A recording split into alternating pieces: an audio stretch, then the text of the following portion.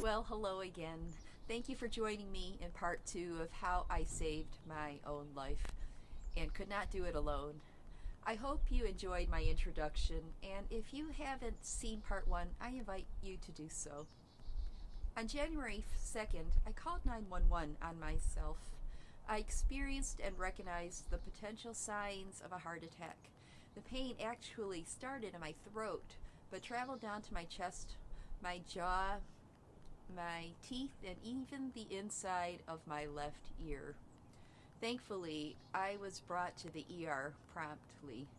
I was hospitalized for 3 days, and as you could see, I wreaked a bit of havoc.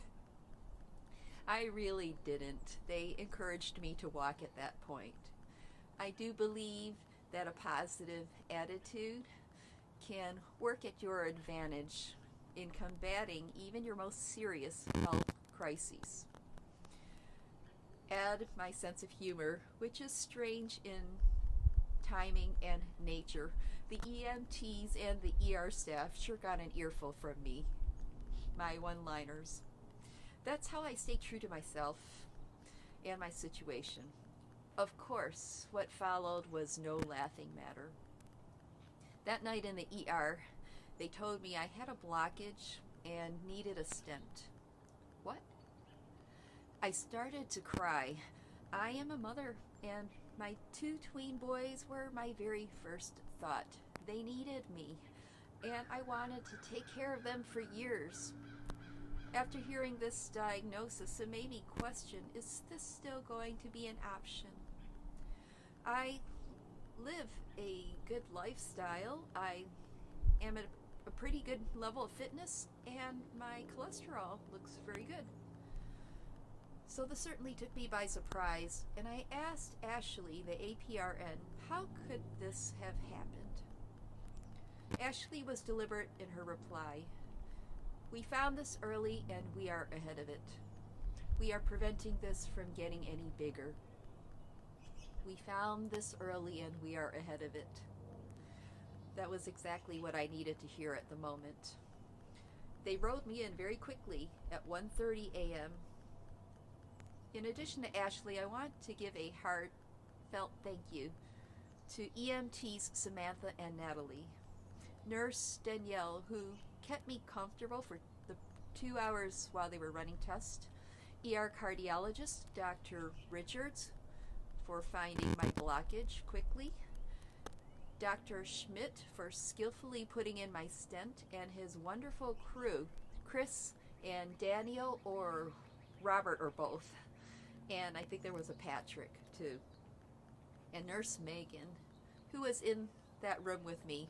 Non-stop, she patted my shoulder right before they began when I froze in fear trying to grab a breath. I want to thank all the nurses in the hospital, to name a few, and their assistants.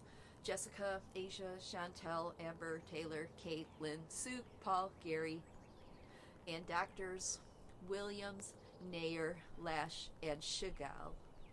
Also, I want to thank Chaplain Marius and the lovely people who fed me delicious hospital food and the ones who kept my room clean. I know I messed up a couple of names there, but there were so many of you, and I love you all. As part of my treatment, I am in cardiac rehab.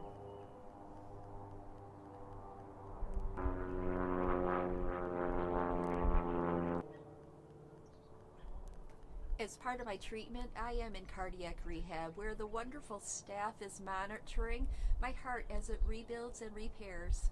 It is going well and I am not causing them any trouble at all.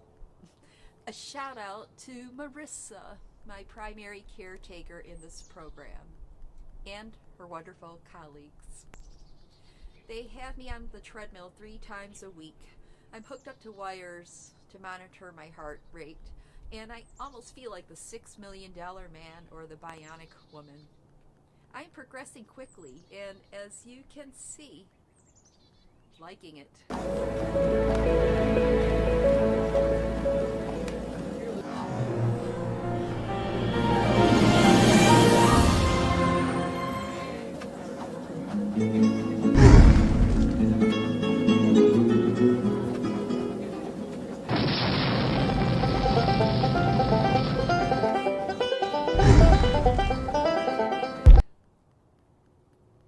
Thank God for these wonderful people for saving countless lives. And if you are from Norton Hospital or Baptist East Hospital and you're seeing this, I want to thank you for making my life longer and better. Before I go, I want to reiterate on a couple of things from my first video. Learn the signs of a heart attack. Learn how to live a heart-healthy lifestyle. Talk to your doctors. And also look up sources like the American Heart Association and Mayo Clinic. Remember, increasing your chances of survival, minimizing the damage, and speeding up recovery starts with you, my friend. See your doctors regularly and let them know if anything feels out of the ordinary. Back in July, something felt different here.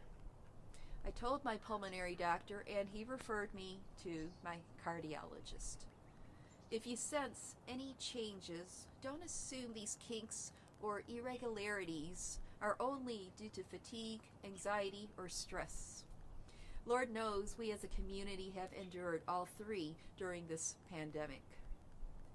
It may be stress, fatigue, and anxiety, but you want to know for sure.